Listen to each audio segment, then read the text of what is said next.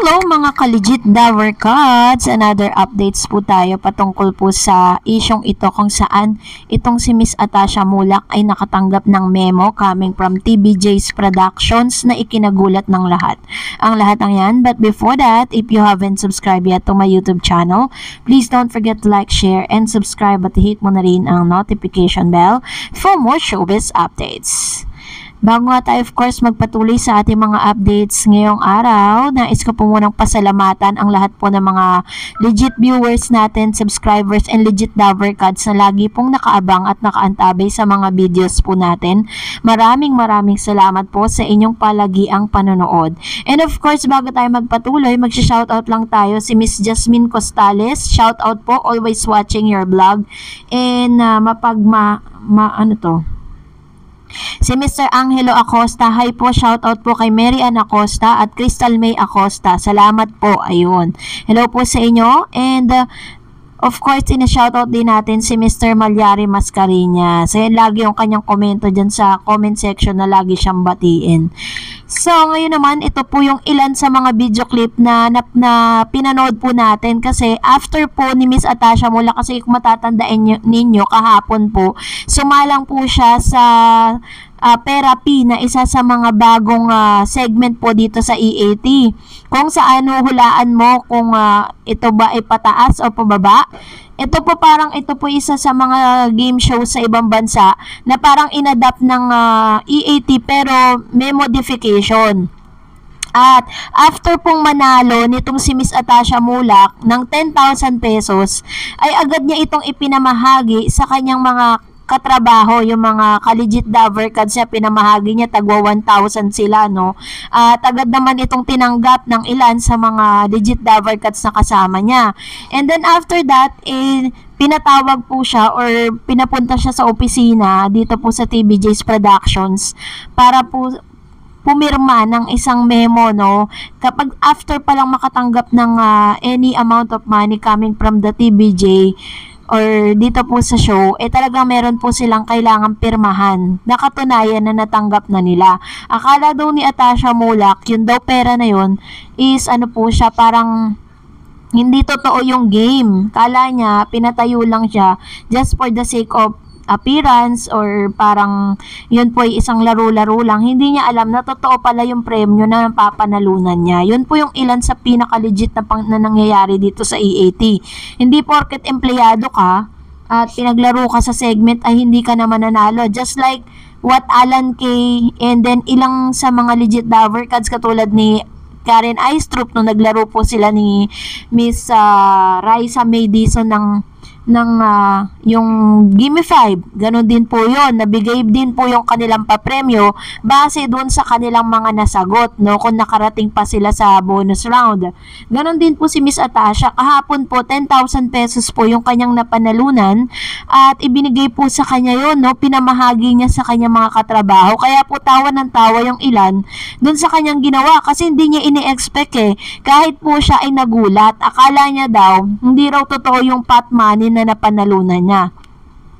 So, ilan ito sa mga ikinagulat niya nung pinatawag po siya sa opisina para po papirmahin ng memo, hindi para pagalitan or ano pa man, pero yun nga, makikita po ninyo yan sa minutes na of video na ipinost po ng TBJ sa kanilang official YouTube channel and official Facebook page na TBJ. So, nandun po yung kabuuan ng video.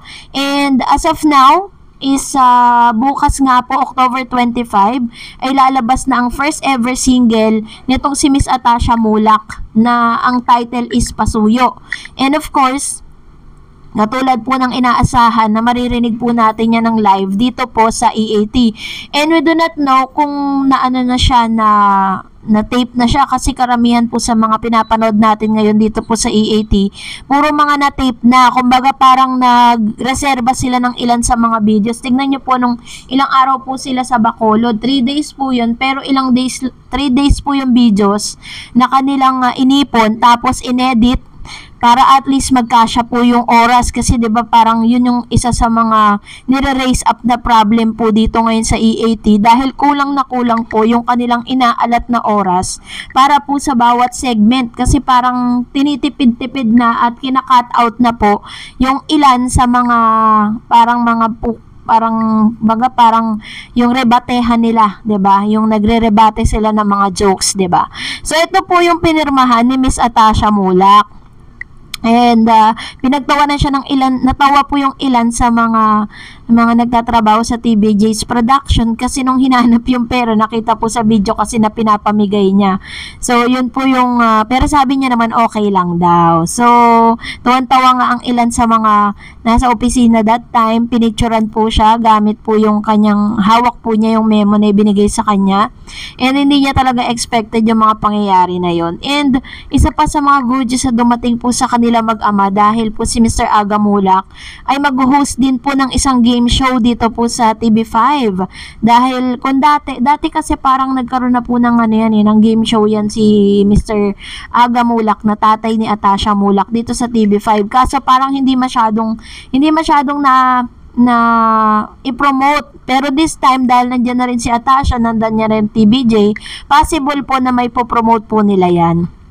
At eto na nga, tuwan-tuwa din si Atasha Mulak at ipinost niya po ito sa kanyang official Instagram account kung saan merong mga showbiz column po, news online. It was dated October 23, 2023. Sabi po ng title, journalnews.com.ph, netizen inaabangan ng paglabas ni Atasha sa teleserye o pelikula. So, talagang pinost niya po yan kasi syempre po lahat naman ng mga artista or mga actress and actors, ito po talagang isa sa mga pangarap na magkaroon sila ng sarili nilang teleserye or pelikula na talagang sila yung bida, 'di ba? Possible 'yan kasi 'di ba magpapasko na pero parang wala atang entry si Bossing ngayong magpapasko, parang binigyan niya muna ng chance yung iba, 'di ba? So abangan po natin 'yan dahil it will happen soon. And that is yun po, narito naman ang ilan sa mga komento po ninyo patungkol sa last update natin. Sabi po ni Ronald Dalang, sana 3 oras ng EAT bawat palabas nila.